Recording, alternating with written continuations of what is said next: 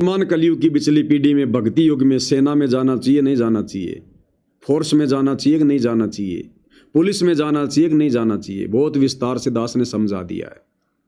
आज गुरुदेव फिर से इस बात पर चर्चा कर रहे हैं, तो क्या कह रहे हैं हल्का फुल्का समझने का प्रयास करेंगे और अब आपको समझ में आएगा। जैसे दास ने थोड़ी देर पहले कहा था कि इस 21 ब्रह्मांड की सारी व्यवस्था, बाकी तो सब जंगल राज है, यहाँ पर जानवरों को देख लो, कोई किसी के ऊपर राजा नहीं, कोई किसी के ऊपर सरपंच नहीं, जिसका दाव लग गया खा गया, डर रहे हैं, भाग रहे हैं, फुदक रहे हैं। हम इंसानों के लिए सारी व्यवस्था, ये मैनेजमेंट, कौन सा मैनेजमेंट, धरती का राजा बनाना, मंत्री बनाना, सबके ऊपर कंट्रोल रखना, ये आर्मी बनाना, ये पुलिस बनाना, ताकि यहाँ की व्यवस्था ठीक ठाक चलती रहे, कोई किसी को ज़्यादा दुखी ना करे। ये सारी व्यवस्था कबीर भगवान सतगुरु रामपाल जी ने कर रखी, सिस्टम बना रखा है। काल नहीं बनाता यहाँ कोई राजा महाराजा, वो तो भेड़ बकरियों की तरह हमारे को बाड़े में कैद करके रखता है, समय आने पर निकाल के खा लेता है, उसका काम इतना ही है।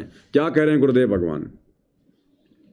जैसे अपने भक्त बच्चों को सेना में जाना पड़ता है, लड़ाई भी करनी पड़ेगी, युद्ध के मैदान में उतरना ही पड़ेगा और आमने सामने मोर्चा डांटना पड़ेगा। ये तो करना पड़ा, लेकिन वहां रक्षा कौन करेगा? वहां उन बच्चों की रक्षा कबीर साहब करेगी। क्या कह रहे हैं गुरुदेव? अब उन बच्चों की रक्षा कौन करेगा जो सतगुरु के भगत होकर जो आर्मी में चले गए, जो सैनिक बने हुए हैं। जब लड़ाई झगड़े का समय आ गया तो सेना में गया तो भैया लड़ना पड़ेगा, झगड़ना पड़ेगा। अरे सेना में तो भर्ती लड़ाई झगड़े के लिए करते हैं, तो जब लड़ाई झगड़ा हो जाएगा, मार पिटाई होगी, गोली गाड़ी चलेगी, बंदूक चलेगी, तो उन भगतों की रक्षा कौन करेगा? कबीर भगवान यानी सतगुरु रामपाल जी करेगा। क्यों करेगा भाई? क्योंकि ये आर्मी परमात्मा ने बना रखी है यहां पर शांति व्यवस्था बनाए रखने के लिए, काल ने नहीं बनाई है। आ गई ना वही बात। वरना एक बात बताओ, सतगुरु रामपाल जी के मार्ग में तो है ही नहीं आर्मी में जाना, सतगुरु रामपाल जी के पंथ में, उनकी मर्यादाओं में है ही नहीं।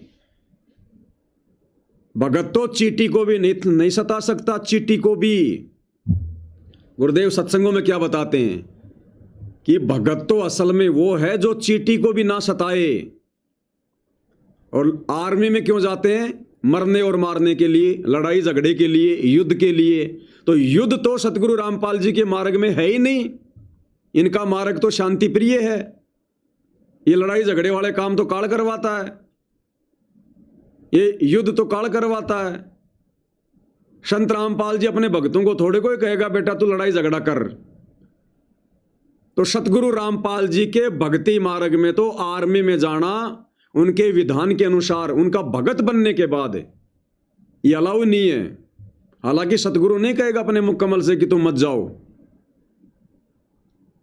क्योंकि ये काल के विधान के फिर खिलाफ हो जाएगा। और विधान बनाया सारा परमात्मा ने, तो संकेत करेगा गुरु, और गुरु ने संकेत कर दिया कि भगत तो वो है जो चींटी को भी ना सताए, जो चींटी को भी ना सताए। अब आर्मी में जाके क्या करेगा? अगर लड़ाई हो गई तो वो तो भैया गोली मारेगा, और उधर से उसको गोली मार दी, उधर से अगर उसको गोली मार दी तो क्या होगा? तो ये मरने मारने का खेल परमात्मा करवाएगा क्या?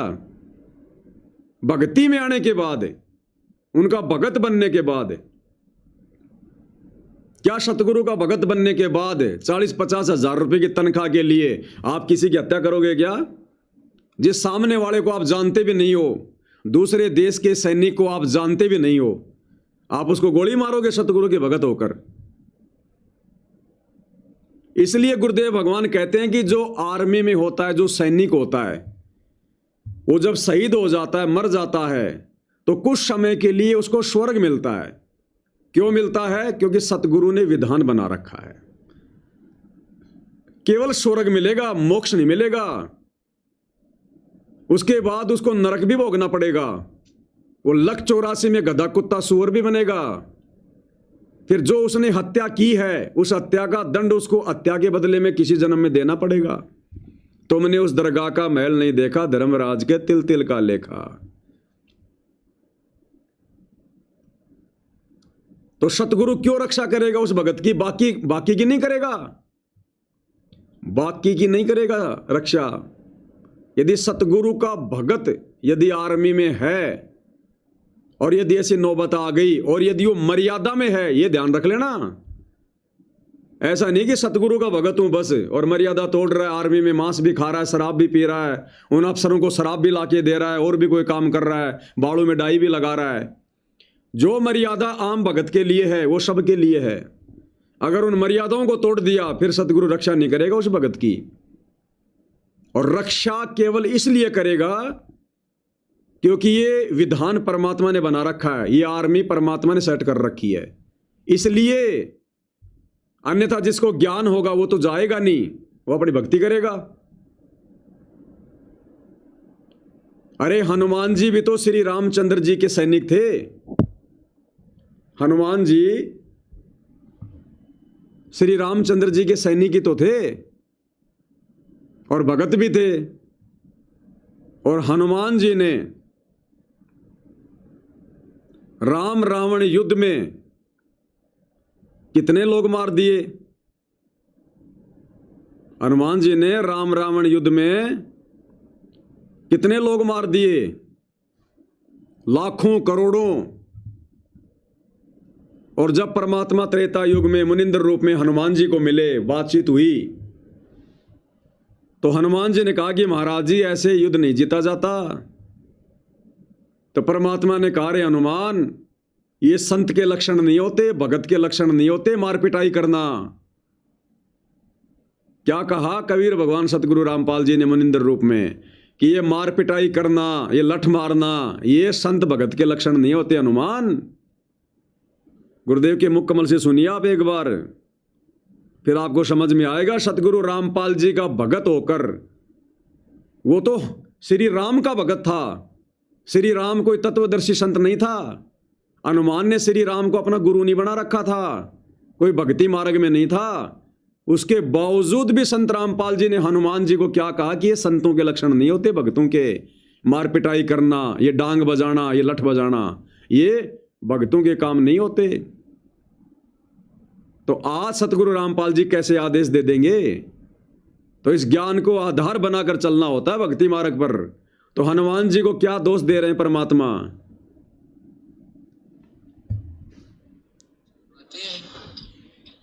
तो बोले भाई नमस्कार राम। अब कभी वही मुनिंदर साहब आते हैं, तो बोले भाई नमस्कार राम राम। अब हनुमान ने देखा, आदमी तो देख रखा, यू महात्मा की देखा। कहने लगा, महाराज जी मैंने देखे हुए हो, आप कहाँ देखे थे? भाई देखा होगा जरूर, एक बार नहीं कई बार देखा होगा। पहले हम देखा था जब तेरा कंगन रड़ गया था उस मटके में, मैं वही मुनिंदर हूँ भाई। और दूसरी बात की देखा होगा तो नहीं, जब तेरे राम का पुड़ना बंधा था, मैं वही मुनिंदर हूँ भाई, वही। बोला हनुमान भाई रहे भगवान बचे पार पड़ेगी। अब जी भजो सो भगवान का, माला राखो सो राम राम राम राम करया करो। नादानी राम राम करने तक कोई ना पार पड़े। कौन है तेरा राम? तेरा इष्ट कौन है? कि रामचंद्र दशरथ पुत्र ना बेटा। मैं बोला जी इस भगवान का आसरा लेकर श्री राम की शक्ति था, एक का लठ मारू था 20 मरे थे गदा। मुनिंदर जी कहते हैं ये साधु लक्षण नहीं हनुमाना, या मार काट करना संता का काम नहीं होता बीरा, ये भी तेरे में भक्ता के लक्षण कोई नहीं।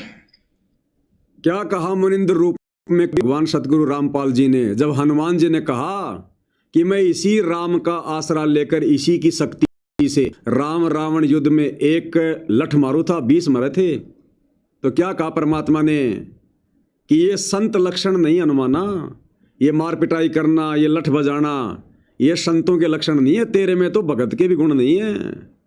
फिर सुन लो ध्यान से। भगवान का आसरा लेकर श्री राम की शक्ति था, एक का लठ मारू था 20 मरे थे गदा। मुनिंदर जी कहते हैं ये साधु लक्षण नहीं हनुमाना, या मार काट करना संता का काम नहीं होता बीरा, ये भी तेरे में भक्ता के लक्षण कोई नहीं। हनुमान जी भी तो सैनिक ही था।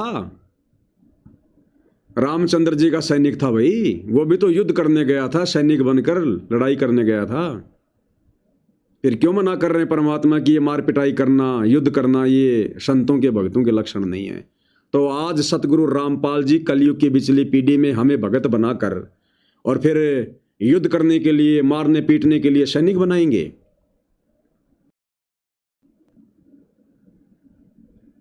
तो ये भगत के खुद के बुद्धि विवेक के ऊपर है भाई। आपने क्या सर्विस करनी है, क्या नौकरी करनी है, कौन सा आपने क्षेत्र चुनना है। मुक्ति नहीं है। उस आर्मी में यदि तू मर्यादा में रहकर भी भक्ति करेगा तो भी तेरी मुक्ति नहीं है, क्योंकि तू तो हमेशा मरने मारने के लिए खड़ा है, तू तो तत्पर है। उस सरकार के साथ किए गए एग्रीमेंट के अनुसार संत रामपाल जी का वो भगत भले वो मर्यादा में रहे, लेकिन वो तो एक सेकंड में मर्यादा तोड़ देगा जब सरकार का ऑर्डर आ जाएगा कि भैया पाकिस्तान के साथ होगी लड़ाई, चलो देखे हाथ में बंदूक भेज देंगे उसको, जा भाई। तो काहे की मर्यादा रह गई उसकी।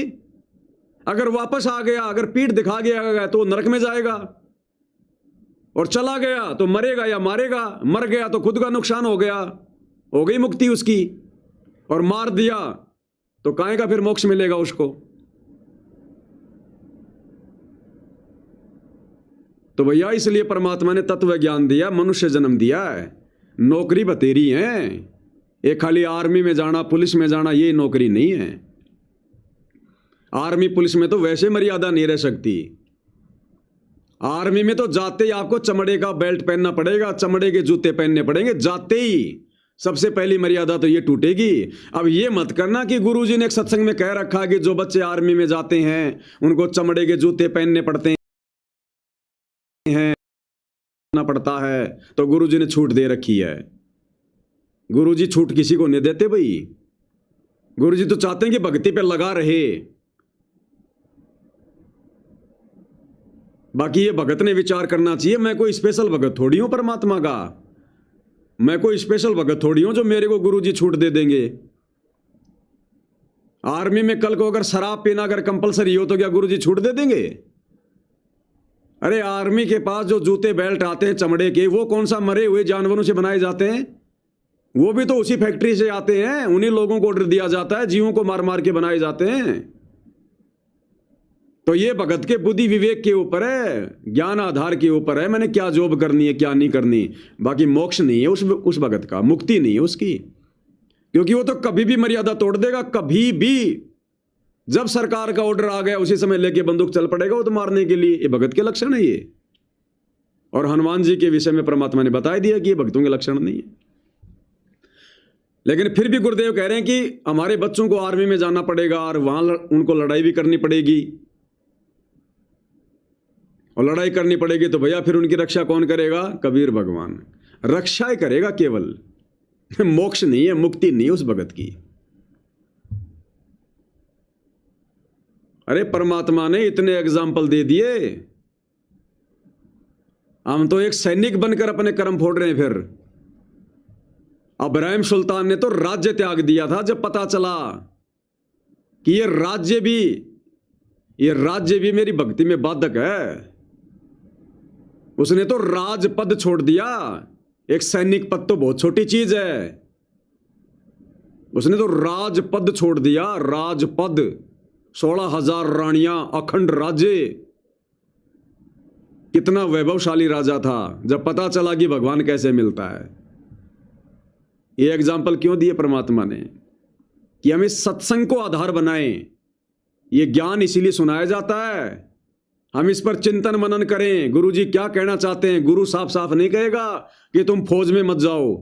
अगर गुरु ये कहेगा तो यहां के संविधान के विपरीत काम हो जाएगा, गुरुजी पर मुकदमे कर दिए जाएंगे। तो बाकी गुरु ने संकेत कर दिए बतेरे कि मोक्ष चाहिए तो इन बकवादों से हटना पड़ेगा। ये नहीं चलेगा, तुम बतेरे सैनिक रह चुके, बतेरे कर्म फोड़ चुके, बतेरे मर चुके, बतेरे मार चुके। अगर भक्ति करनी है तो गुरु ने भी अपनी नौकरी छोड़ के दिखाई। अंत में मात्र 2 साल की नौकरी बची हुई थी, गुरु ने कहा कि नहीं, अब तो सच्ची सरकार की नौकरी करूंगा भाई। अब जेई की नौकरी में तो किसी का मर्डर भी नहीं करना था, किसी को मारना भी नहीं था मेरे भाई, कोई गोला बारूद भी नहीं छोड़ने थे। लेकिन वो नौकरी भी जब भक्ति में आड़ी आ गई तो गुरु ने कहा कि छोड़ो, कुछ नहीं। क्यों छोड़ी? जानबूझ के छोड़ के दिखाई गुरु ने कि अगर तेरी भक्ति मर्यादा में तेरी नौकरी भी आड़े जाए तो ठोकर मार दे 2 मिनट में। मोक्ष नहीं हुआ तो ये नौकरी तो तुझे फिर मिल जाएगी, सैकड़ों बार मिल जाएगी, लेकिन ये परमात्मा नहीं मिलेगा बार बार, ये भक्ति नहीं मिलेगी। तो भाइयों और बहनों, ये विशेष संदेश हैं, इनमें हमने बहुत निष्कर्ष निकाल कर आगे बढ़ना है। क्या कह रहे हैं मालिक? जैसे अपने भक्त बच्चों को सेना में जाना पड़ता है, लड़ाई भी करनी पड़ेगी, युद्ध के मैदान और आमने सामने मोर्चा डांटना पड़ेगा। युद्ध तो करना पड़ा, लेकिन वहां रक्षा कौन करेगा? वहां उन बच्चों की रक्षा कबीर साहब करेगा। इसी प्रकार काल ने रामकृष्ण को भेज दिया इनको मारने के लिए। इसी प्रकार काल ने रामकृष्ण भेज दिया सैनिक बनाकर। इसी प्रकार काल ने, अब देखना, गुरु ने अगर ये कहा ना कि उन बच्चों की रक्षा कौन करेगा, कबीर भगवान करेगा। अब आगे सुनना, रामकृष्ण को भी काल ने सैनिक बनाकर भेजा था और अपने कर्म फोड़ के चले गए दुनिया को मार के। और फिर गुरुदेव क्या कह रहे हैं? अब वो नरक में जाएंगे, नरक में। करेगी। इसी प्रकार काल ने रामकृष्ण को भेज दिया इनको मारने के लिए। रामकृष्ण को कोई मौत नहीं था इनको मारने का, इनके साथ खुद मालिक रहे। रामकृष्ण सतगुरु सहजादे भक्ति हेतु यूं हुए प्यादे। रामकृष्ण भी उस परमात्मा के बच्चे हैं, उस महाराजा सारी सृष्टि के सम्राट कबीर जी के राजकुमार हैं, सहजादे हैं। ये तुमसे ज्यादा निकट प्यारे हैं उसको, क्योंकि इनसे बहुत गजब की भक्ति की थी, पर पैर फिसल गया इनका, अब काल का फंस गए। कोटिक अवगुण बालक कर ही पिता एक चित नहीं धरी। बाप के अंदर एक ऐसा परमात्मा ने पर रखा है प्रेरणा, स्वभाव। बालक से करोड़ों बकवाद कर ले, पर पिता एक भी उसकी गलती को ज्यादा सीरियसली नहीं लेता। तो इसी स्थिति पर परमात्मा इस नियम से उन निकम्मों के साथ भी आज है, लेकिन बहुत प्यारे उनको हैं, क्योंकि कभी वो बहुत गजब के भगत थे और कॉलोनी को सिलेक्ट करे उनके कर्म फुड़वाने के लिए, उनको उच्च पद देता है। ये प्रधानमंत्री, मुख्यमंत्री, ये बहुत अच्छी आत्मा थी, पिछले भगत थे, तपस्वी ये थे। प्रधानमंत्री मुख्यमंत्री कौन थे? ये पिछले भगत। तो आज चाहे भारत का प्रधानमंत्री हो, चाहे अमेरिका का राष्ट्रपति हो, ये सब कबीर भगवान सतगुरु रामपाल जी के भगत थे। लेकिन रह गए कलयुग की पिछली पीढ़ी में मर्यादा तोड़ के, जैसे ये शतलोक आश्रम वाले आए दिन मर्यादा तोड़ रहे हैं, फिर ये काल के हाथ लग जाते हैं। तो ये सारे भगत थे परमात्मा, और ये राज इनको परमात्मा ने दिया हुआ है। अब इनके पुण्य धीरे धीरे खत्म होते जा रहे हैं, क्योंकि भगवान ने इनका संस्कार बना के छोड़ दिया। अब संस्कार आधार से बन बन के राजा इन्होंने अपनी भक्ति कर ली समाप्त। अब इनके पाप कर्म शेष बच गए, तो वो भी तो भोगने पड़ेंगे, जिस कारण से अब इनकी बुद्धि में नहीं आ रहा कि हमने ईरान का साथ देना है या इजराइल का देना है। अरे देश का प्रधानमंत्री कोई छोटा मोटा आदमी तो नहीं बनेगा, और कोई भी फैसला लेगा तो सैकड़ों से पूछेगा। सलाहकार समिति होती है, उन सलाहकारों की भी बुद्धि फैल, और जो नहीं करना चाहिए था वो कर दिया, इजराइल का पक्ष कर दिया, जबकि ना उसका पक्ष करना था ना उसका विपक्ष करना था। तो ये क्यों हो रहा है? क्योंकि अब इनके पुण्य कर्म समाप्त। देखो भाई और बहनों, काल ऐसे ठगता जबरदस्त तरीके से। सन 2014 में जब नरेंद्र मोदी ने जब प्रधानमंत्री का चुनाव लड़ा, तो उस समय आप भाई बहनों ने देखा होगा नरेंद्र मोदी के नाम से अगर कोई कुत्ता भी खड़ा हो गया ना, वो भी चुनाव जीत गया उस समय। नरेंद्र मोदी के नाम से कोई भी आदमी, कैसा भी आदमी खड़ा हो गया कि मैं तो बीजेपी से हूं, जनता ने उसको भी जिता दिया। यानी नरेंद्र मोदी की भक्ति कमाई इतनी ज्यादा बट गई इतनी ज्यादा भक्ति कमाई खर्च हो गई, उसके नाम मात्र से जो भी आदमी खड़ा हो गया बीजेपी से वही जीत गया। लोगों ने उस कैंडिडेट को नहीं देखा सही है कि गलत है, प्रधानमंत्री को देख रहे थे कि नरेंद्र मोदी प्रधानमंत्री बनना चाहिए। काल कितनी भक्ति खा गया,